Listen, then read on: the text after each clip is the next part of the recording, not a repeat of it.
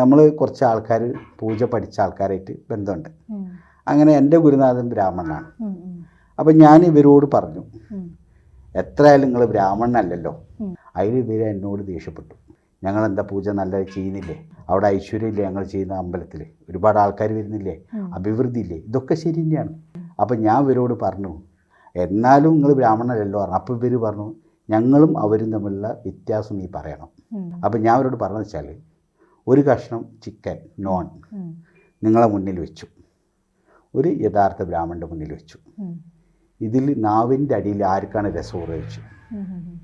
കാരണം ഇവർ ചെറുപ്പത്തിലെ നോൺ കഴിച്ച ആൾക്കാർ പിന്നീട് ഇവർ പൂജാരി ആയതാണ്. ഒരു ബ്രാഹ്മണൻ സത്യത്തിൽ കഴിക്കൂല, അയാൾക്ക് അതിനെപ്പറ്റി അറിയില്ല. അപ്പോൾ ഈ നാവിൻ്റെ അടി രസം വരേണ്ട കാര്യമില്ല.